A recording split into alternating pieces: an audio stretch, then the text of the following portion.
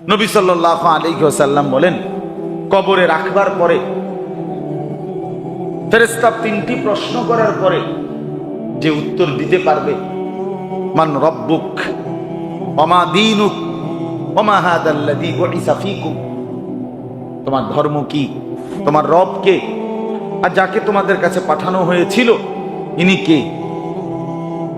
তো বান্দা যদি উত্তর দিতে পারে, তিনটার উত্তর সঠিক বলতে পারে, তো আল্লাহ তাআলা ডাক দিয়ে ফেরেশতাদেরকে বলবে, সাদাকা আবদি, আমার বান্দা সঠিক বলেছে, চলো এবার আমার বান্দারে ফাফরিশুহু মিনাল জান্নাহ ওয়ালবাসুহু মিনাল জান্নাহ, আমার বান্দার জন্য জান্নাতের বিছানা বিছিয়ে দাও, আমার বান্দার গায়ে জান্নাতের পোশাক পরিয়ে দাও, ওয়াফতাহু লাহু বাবান ইলাল জান্নাহ, আমার বান্দার জন্য তার কবর থেকে জান্নাতের দুয়ার খুলে দাও, ফায়ুসাউ লাহু কবরুহু, তার কবরটাকে প্রশস্ত করা হবে 70 হাত, 70 হাত লম্বা করে আল্লাহর ফেরেশতা তখন তার কবরটাকে আরামদায়ক বানিয়ে দেন, বানিয়ে কবরটা হবে প্রশস্ত 70 হাত, চারদিকে জান্নাতের বিছানা, জান্নাতের পোশাক, জান্নাত বরাবর দরজা খোলা, এই সব কিছু দিয়া এবার ফেরেশতা বলবে, সরাসরি হাদিসে আছে, নাম কানাউমাতিল আরুস, ভাই সাহেব নতুন জামাই যেমনে ঘুমায় বাসর ঘরে এমনি ঘুমায়, আপনাকে আপনার প্রিয়তম ছাড়া বাসর ঘরে যেমন কেউ উঠায় না, আপনাকে আপনার প্রিয়তম মহান আল্লাহ ছাড়া হাসরের ময়দানের মাঠ কায়েম হওয়ার আগে আর কেউ উঠাবে, আর কেউ ডিস্টার্ব করবে, আর কেউ ডিস্টার্ব। এই হলো নেককার খবর। হাদিসের মধ্যে আমরা পড়ছি, এই নেককার ব্যক্তি জান্নাতের আরামের মধ্যে যখন ঘুমাবে কবরে, তো যখন হাসরের মাঠ কায়েম হবে, তো আল্লাহর ফেরেশতা এসে তাকে উঠাবে, ভাই সাহেব উঠেন, হাসরের মাঠ কায়েম হয়েছে, অর্থাৎ সে আমার বাকি ছিল কথা। তো ধরে নেন যে আজকে বাকিটা বলার জন্য আসছি, আলহামদুলিল্লাহ। মাস্টার সাহেব আমার রাত্রেই ফোন দিছিলেন ওই দিনকে, আসলে আপনারাও সবাই আবদার করছেন, তো মাস্টার সাহেব বললেন যে হুজুর যদি সম্ভব হয়, সুযোগ হয়, তো এই জুমায় আসেন। ঠিক আছে। মূলত এই সূরাটা আমরা শুরুটা যে তখন যারাই যেটুকু শুনছিলেন, মূল বক্তব্য ছিল এই কথাটা, আল্লাহ তাআলা সমস্ত নবীদের মাধ্যমে পরকালীন আযাবের কথা, কবরের আযাব, হাসরের আযাব, আখিরাতের আযাব, কিয়ামতের মাঠের আযাবের কথা প্রত্যেক নবীর মাধ্যমেই আল্লাহ তাআলা বান্দাদের কাছে বলেছেন, শুনেছেন। সব নবী মানুষকে আল্লাহর দিকে দাওয়াত দিতে গিয়ে দুইটা জিনিস মৌলিকভাবে বলতেন, একটা হলো জান্নাতের পুরস্কারের কথা শুনাইতেন, আরেকটা হলো জাহান্নামের কবরের আযাবের কথা বলতেন, দুটোটাই বলতেন। বাশীরাম ওয়া নাযীরা, আমাদের প্রিয় নবী সাল্লাল্লাহু আলাইহি ওয়াসাল্লামেরও এটা বৈশিষ্ট্য ছিল যে তিনি জান্নাতের সুসংবাদ দানকারী, আবার জাহান্নামের ভয় প্রদর্শনকারী। এই দুইটাই কোরআনুল কারীমের মধ্যে ব্যাপকভাবে আলোচনা আছে। একদিকে আল্লাহ তাআলা জান্নাতের পুরস্কার বহু সূরা আয়াতের মধ্যে বলছেন, আবার আল্লাহ তাআলা আরেকদিকে জাহান্নামের আযাবের কথা, আখিরাতের আযাবের কথা, সেইটাও আল্লাহ তাআলা বারবার শুনাইছেন।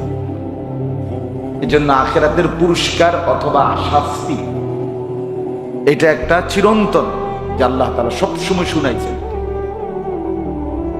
কোরআনুল কারীমের মধ্যে আছে, জাহান্নামীকে যখন জাহান্নামে ফেলা হবে, তো জাহান্নামী ভীষণ আগুনের মধ্যে যখন চিৎকার করবে, তখন জাহান্নামের ফেরেশতারা বলবেন, আলাম ইয়াতিকুম নাযীর, এই বেটা, তোমার কাছে কি কেউ জাহান্নামের ভয় দেখায় নাই? কোনো ভয় প্রদর্শনকারী বান্দা কি পৌঁছে নাই? কেউ বলে নাই? তো ক্বালু বালা, তখন সেই জাহান্নামী বলবে, হ্যাঁ, ক্বাদ জাআনা নাযীর, অবশ্যই আমাদের কাছে আল্লাহর পক্ষ থেকে ভয় প্রদর্শনকারী বান্দা এসেছে। হ্যাঁ, আমারে বলছে, আমি শুনছি আযাবের কথা, শাস্তির কথা, কিন্তু ফাকাযযাবনা, আমি প্রতিটা কথা মিথ্যা মনে করছি। অকুলনা মা নাযালাল্লাহু মিন শাই, আর আমি আরো বলছি যে এসব আল্লাহ বলে নাই, যে হুজুররা আপনারা বলছেন। অনেক মানুষ আছে দেখবেন বলে, যাও হুজুররা যত কয় এত না, হুজুররা একটু বেশি কয়, যত কয় এত না। মনে হয় যেন ওনার হিসাব হইল হুজুররা যে দূর বলে এর চাইতে অর্ধেকও যদি মনে করেন আযাব হয় উনি পারবেন, আমার একটা আন্দাজ আছে। উনি এটা একটা আইডিয়া আছে যে মোটামুটি অর্ধেক ফিডা লইতে পারবে, এরকম একটা আইডিয়া নিয়ে ভাবে আর কি। আখিরাতটাকে, পরকালটাকে, পরকালীন আযাবটাকে সামান্য মনে। তো সমস্ত নবীদের ধারাবাহিকতায় আমাদের নবী সাল্লাল্লাহু আলাইহি ওয়াসাল্লামও প্রথম দিন, যেদিন থেকে তিনি কালেমার দাওয়াত শুরু করছেন, একবারে প্রথম দিনে তিনি মানুষদেরকে যখন ডাকছেন আল্লাহর দিকে, তখনই তিনি বলছেন, ফাইন্নী নাযীরুল লাকুম, হে আমার জাতি, আমি তোমাদেরকে ভয় প্রদর্শন করছি, বাইনা ইয়াদাই আযাবুন শাদীদ, তোমাদের সামনে অনেক ভীষণ বড় আযাব, অনেক বড় আযাবের ভয় দেখাচ্ছে। একবার প্রথম দিনে আল্লাহর আযাবের কথা বলছে, আল্লাহর আযাবের কথা বলছে। তো আল্লাহর আযাব হবে, পরকালীন শাস্তি হবে, এই কথাটা নবীজি সাল্লাল্লাহু আলাইহি ওয়াসাল্লাম প্রথম দিনে বলছেন যে ঈমান না আনলে, কুফর করলে, শিরিক করলে, আল্লাহর নাফরমানি জিন্দেগি কাটাইলে তোমাদেরকে ভীষণ আযাব ভোগ করতে হবে। তো প্রথম দিন থেকেই বেঈমান কাফেররা আল্লাহর আযাবকে অস্বীকার করছে, প্রত্যাখ্যান করছে। হাদিসের মধ্যে আছে, আবু লাহাব প্রথম দিনেই বলছে, তাব্বান লাকা সাইরাল ইয়াউম আলিহাদা জামাআতানা ইয়া মুহাম্মদ, হে মুহাম্মদ,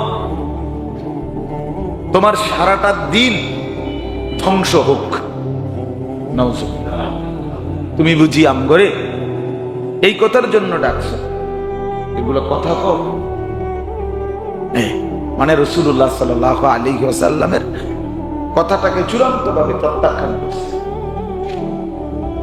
তো এরপর থেকে যখনই আল্লাহ নবী সাল্লাল্লাহু আলাইহি ওয়াসাল্লাম মানুষকে কালেমার দাওয়াত দিতেন, তো প্রতিটা দাওয়াতের মধ্যেই প্রতিবারই তিনি আখিরাতের আযাবের কথা, পরকালীন শাস্তির কথা শুনাইতেন,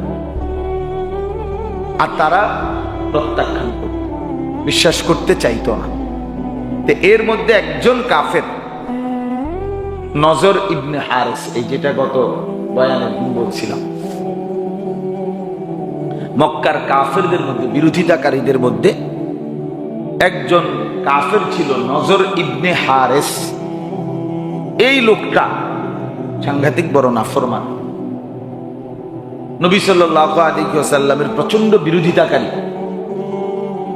সে প্রায় দিনে আয়েশা নবীজিকে সরাসরি বলতো, মুহাম্মদ আযাব কোন, তোমার আল্লাহকে বলো এখন আযাব, এখন দিতে হবে। কি আযাব দিবে? আমি আযাব চাই, দাও, আনো, এখন আনো। এত বড় জঘন্য ছিল। তো আল্লাহ তাআলা এই সূরার শুরুতে 29 নম্বর পারা 70 নম্বর সূরা সূরা মাআরিজ, এই সূরার শুরুতে ওই ব্যক্তির প্রসঙ্গটা আল্লাহ তাআলা উঠাইছেন। আল্লাহ তাআলা বলছেন, বন্ধু আমি শুনতেছি একজন ব্যক্তি আপনার কাছে আমি আল্লাহর পক্ষ থেকে আগত নিশ্চিত যেই আযাব, সেই আযাবের আবেদন করছে, আযাব চাচ্ছে আল্লাহ। তা আপনি তার আগে বুঝায় বলেন, দেখো তুমি যে মস্কারি করতেছ, আযাব চাচ্ছ, তুমি বুঝতেছ যে কার কাছ থেকে চাচ্ছ? তামাশাটা যে করতেছ কার লগে করতেছ? মিনাল্লাহি যিনি মাআরিজ, যিনি সুউচ্চ সুমহান ক্ষমতার অধিকারী। সমস্ত ফেরেশতা, এমনকি জিব্রাইলের মতো ফেরেশতাও যার কাছে ঊর্ধ্বে আরোহণ করে এবং যার হুকুম তামিল করে, হুকুম পালন করে, সেই মহান আল্লাহ, তুমি তার আযাব চাচ্ছ নিজের জন্য? তুমি কি শোনো নাই, জানো না? ইতিপূর্বে আল্লাহ তাআলা যখনই যত জাতিকে আযাব দিছে, ব্যক্তিকে আযাব দিছে, সে তো পৃথিবী থেকে তাবা নিশ্চিহ্ন হয়ে গেছে। কারণ ফেরাউন, নমরুদ, কারুন, কওমে লূত, কওমে হুদ, এই সমস্ত অবাধ্য ব্যক্তি কিংবা অবাধ্য জাতির আল্লাহর আযাবে যে ধ্বংস হইছে, এটা তো এরাও জানতো, এরাও তো জানতো, তো সেও তো জানে। কিন্তু তারপরও নবী সাল্লাল্লাহু আলাইহি ওয়াসাল্লামের বিরোধিতা করার জন্য বলতো যে আযাব দেখ, আল্লাহকে বলো আযাব দিতে। আল্লাহ তাআলা জবাব দিছে, বন্ধু মূল আযাব কখন হবে, আল্লাহর আযাব আসবে কখন? চূড়ান্ত সময়টা, মূল সময়টা হলো আল্লাহ বলে দিয়েছেন, ফি ইয়াউমিন কানা মিকদারুহু 50,000 সানা। চূড়ান্ত আল্লাহর আযাব আসবে কিয়ামতের দিন, হাসরের দিনে, হাসরের মাঠে। সেটা কেমন দিন হবে? আল্লাহ তাআলা বলেন, হাসরের মাঠের একদিন হবে 50,000 বছরের সমান। ফি ইয়াউমিন কানা মিকদারুহু 50,000 সানা।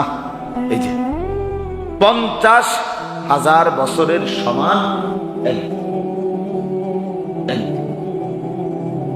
তাইলে চিন্তা করে দেখেন, আল্লাহ তাআলা বললেন, বেটা আযাব তো শুরু হবে, সেদিন বুঝবা আযাব যখন প্রাথমিক স্টার্ট হবে শুধু হাসরের মাঠে, তো সেই আযাব চলবে শুধু হাসরের মাঠেই চলবে একদিনে। তো এক দিন হবে 50,000 বছরের সমান। আর হাসরের মাঠ চলবে, মনে করেন বিচারের মাঠ, হাসরের মাঠ কত দিনে বিচার চলবে সেটা আল্লাহই জানে, একমাত্র। একদিন না, বিচার কার্য চলবে একদিনে না, কত দিনে সেটা আল্লাহই জানে।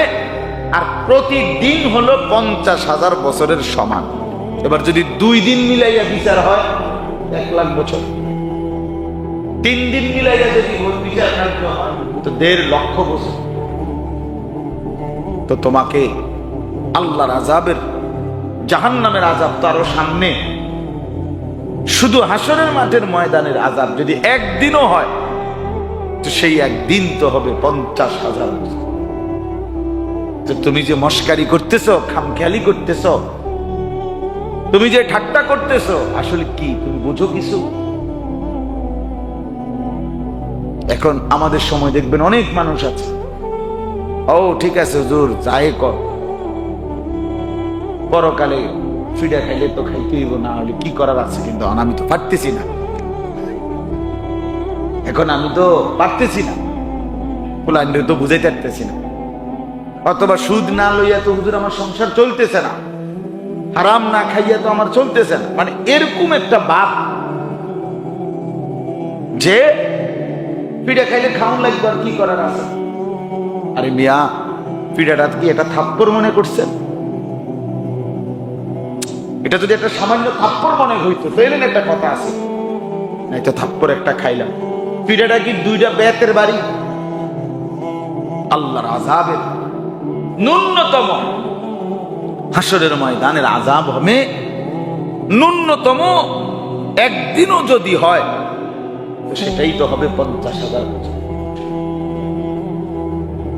50,000 বছর। এরপরে জাহান্নামের আযাব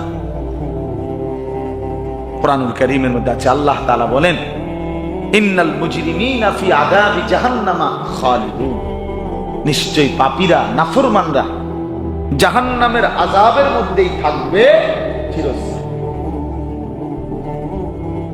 লা ইউফাত্তারু আনহুম, এক সেকেন্ডের জন্য বিরতি দেয়া হবে না।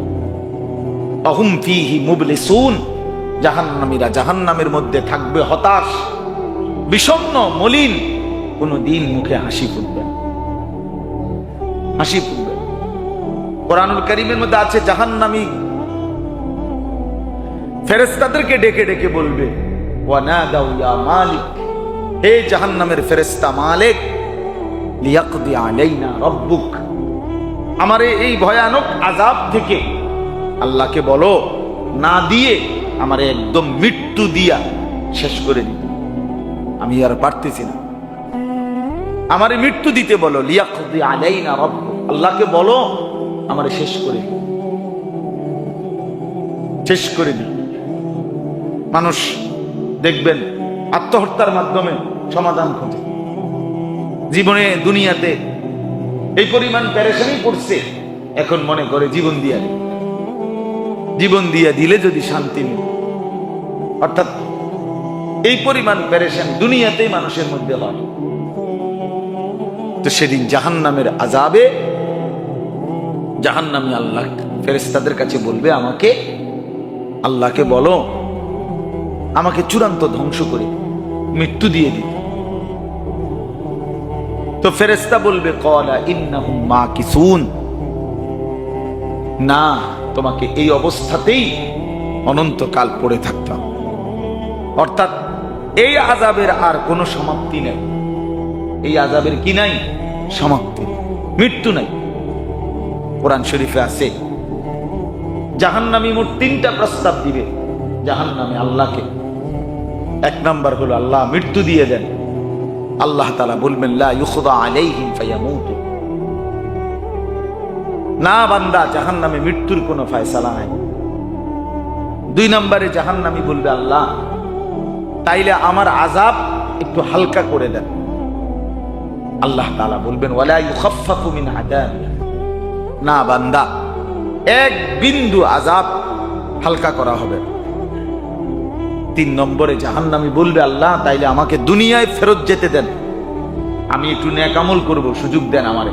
আবার আল্লাহ বলবেন, না, আমি হায়াতও দিছি, আমার পক্ষ থেকে ভয় প্রদর্শনকারী এই জাহান্নামের আযাবের কথা বলছে এমন বান্দাও তোমার কাছে পাঠাইছি, সময়ও দিছি।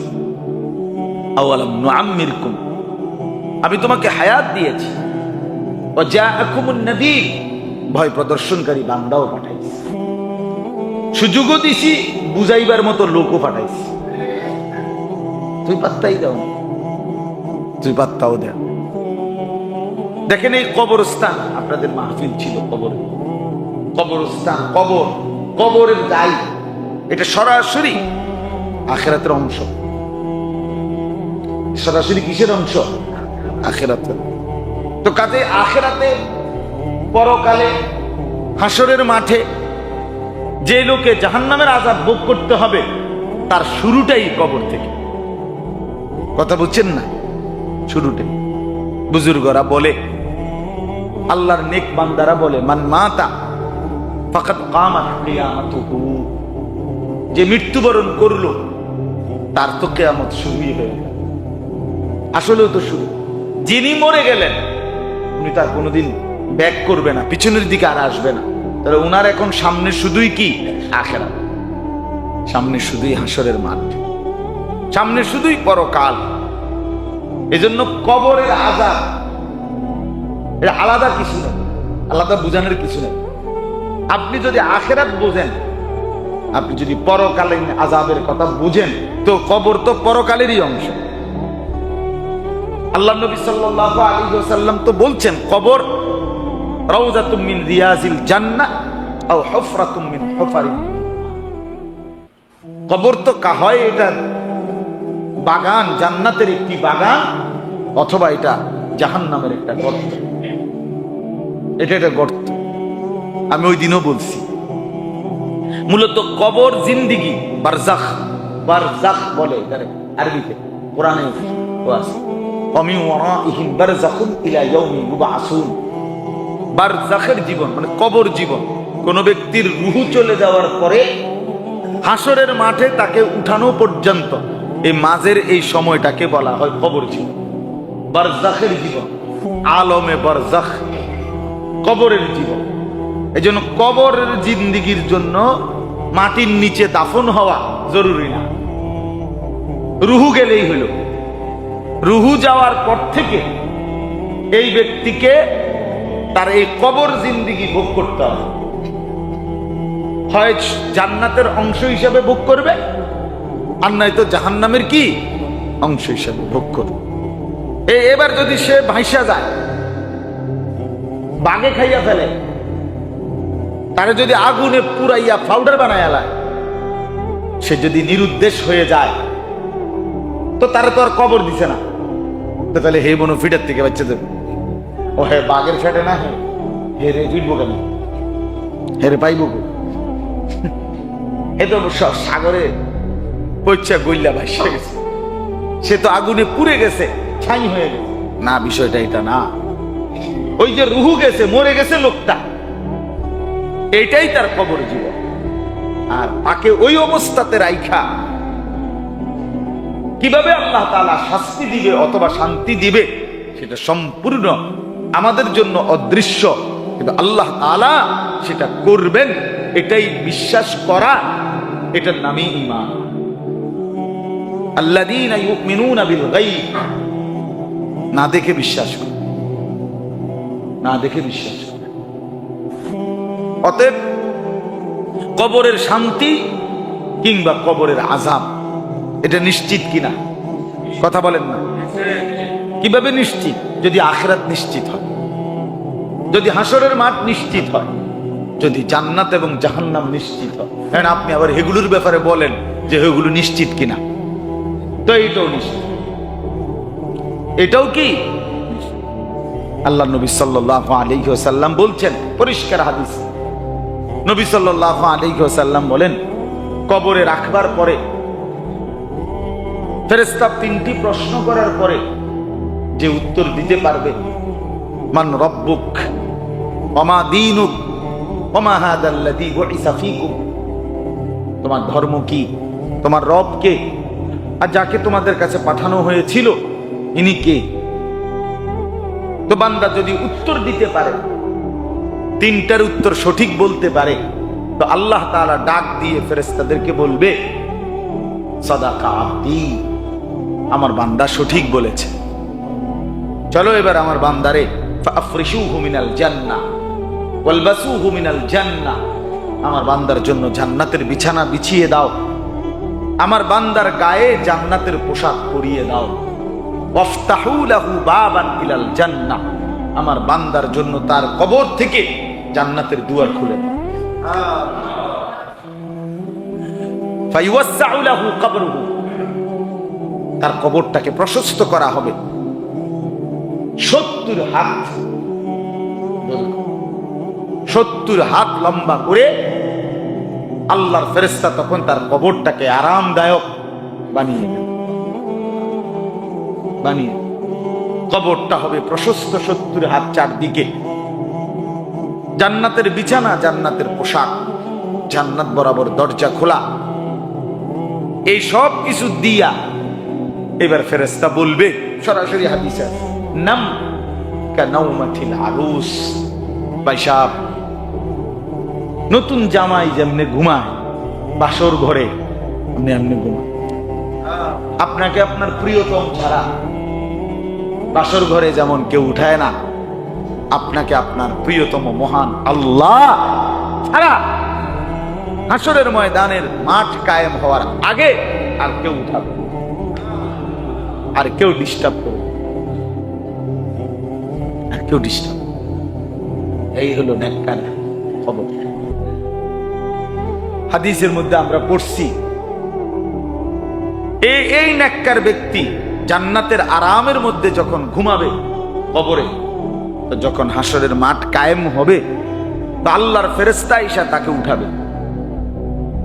ভাই সাহেব উঠেন, হাসরের মাঠ কায়েম হয়েছে। তো হাদিসের মধ্যে আছে এই নেককার ব্যক্তি চোখ মুছতে মুছতে তাকাইয়েই দেখবে বিকাল টাইম, সন্ধ্যার কাছাকাছি সময়। অর্থ হইল সে মনে ভাববে যে আমি জোহরের নামাজ পড়ে খাইয়া দাইয়া একটু শুইছিলাম, এখন সূর্য ডুবার কাছাকাছি। এই অবস্থা হবে তার সামনে তখন দিন আলোটা। আল্লাহ নবী সাল্লাল্লাহু আলাইহি ওয়াসাল্লাম বলেন, সাথে সাথে এই নেককার লোক ওই ফেরেশতাকে বলবে, যিনি ডাক দিতে আসছে, ওনারে বলবে দাউনি উসাল্লি। বেড়া, হাসরের মাঠ কায়েম, রাখো তোমার হাসরের মাঠ, ওযুর পানি দাও, আমি আসরের নামাজ পড়বো বেটা, এখন আমি নামাজের টাইমে আমার একবারে সরাসরি হাদিসে সে বলবে আমার আসরের টাইম উসাল্লি, আরে আমি নামাজ পড়বো মিয়া, আসরের মাঠে ফরে নিও, তুমি দাঁড়াও, ওযুর পানি দাও, ওযু করবো, আমি নামাজ পড়বো। জিন্দিগি ভর যে আল্লাহ তাআলাকে হুকুমের উপরে ছিল, আল্লাহ তাআলা হাসরের ময়দানে উঠবার দিনও আল্লাহর বন্দিগির কথা তারে ভুলাবেন। আমার বান্দা, তুমি তো আমারই নিয়েই ছিলা, আমারই নিয়েই ছিলা। হাদিসের মধ্যে আছে, আল্লাহ নবী সাল্লাল্লাহু আলাইহি ওয়াসাল্লাম বলেন, নাফরমান যখন আপনার মৃত্যুর মুখোমুখি হয়, আল্লাহ নবী সাল্লাল্লাহু আলাইহি ওয়াসাল্লাম বলেন, কোন আটার মধ্যে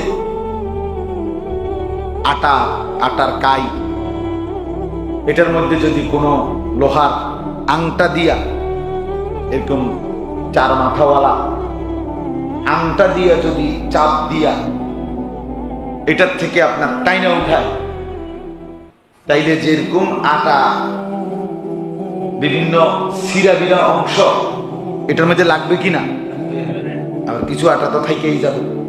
মনে করেন এটা আটার কাই বোঝেননি গীতা কোন কাই, তো এইটার মধ্যে একটা ওই সহজে বুঝবেন নৌকা জাহাজের নোংরে, এটা এরকম লোহার ইয়াওয়ালা না, আংটাওয়ালা না, কতটি, তো এইটারে যদি এটার মধ্যে চাপ দিয়া টান মারে বা উঠায়, তাহলে ওইখান থেকে সিরা আটার কাইয়ের অংশ এটার মধ্যে লাগবে কিনা। নবী সাল্লাল্লাহু আলাইহি ওয়াসাল্লাম বলেন, নাফরমানের শরীর থেকে রূহটা এইভাবে ফেরেশতা, এ মনে হবে যেন আংটা মারছে, নোংর মাইরা টান মারছে, শরীরের ভেতর থেকে ছিঁড়া ভিড়া তার রূহটা বের হয়ে যায়। এই নবীজি উদাহরণটা মনে হবে যেন আটার কাইয়ের ভেতর থেকে ছিঁড়া নাফরমানের রূহ আসমানের দিকে তুলতে চাইবে ফেরেশতা, আসমান থেকে ফিরিয়ে দেবে, সাতবক জমিনের নিচে পৌঁছায় দিবে। এরপরে সেখানে আল্লাহর নিকৃষ্ট বান্দাদের যে লিস্টি সিজ্জিন, তো সেখানে এই নাফরমানের নামও উঠাবে, উঠাই আবার তাকে তার কবরে আনা হবে। আইনা ফেরেশতারা এবার তাকে এই তিনটি প্রশ্ন জিজ্ঞেস করবে। আবার সে তিন প্রশ্নেই বলবে হা হা লা, হায় হায় আমি জানি না, আমি তো কিছুই বলতে পারতেছি না, তোমার রব কে? না আমি তো জানি না, আমার তো কোনো রব ছিল না, আমার তো যখন যা মন চাইছে আমি তাই করছি, আমার আবার রব কি? আমার রব আমার খোদা আমার নফস, আমার মনের চাই। কোরআন কারীমের মধ্যে আছে আফারাআইতা মান ইত্তাখাযা ইলাহাহু হাওয়া। আল্লাহ তাআলা বলেন, বন্ধু দেখবেন অনেক লোক আছে এমন যাদের মনের চাহিদা, মনের ইচ্ছা এটাই তার খবর, এটাই তার খবর। যেটা মন চায় এটাই করে, যেটা মন চায়। কি হালাল কি হারাম, কি জায়েজ কি না জায়েজ, কি বৈধ কি অবৈধ, কিচ্ছুর কোনো বাজ বিচার নেই। মরবে এই কোন চিন্তা। অনেক নওজোয়ান তাদেরও জিন্দিগি এরকম, গুনাহ করতে করতে শরীর দেহ মন ফসাইয়া লাগছে। সেটা বেড়ি দেখতে দেখতে, নারী দেখতে দেখতে, অশ্লীল ছবি দেখতে দেখতে, উলঙ্গ দৃশ্য দেখতে দেখতে চোখ শেষ, কান শেষ, জিন্দিগি শেষ। আর মাঝ বয়সী লোক হারাম খাইতে খাইতে, সুদের টাকা, ঘুষের টাকা, বাটপাড়ির টাকা, মিথ্যার টাকা, ওজনে কম দিয়া এই সিটারি মিশা কথা কইতে কইতে শরীরটা ফসায়, শরীরটা ফসায়।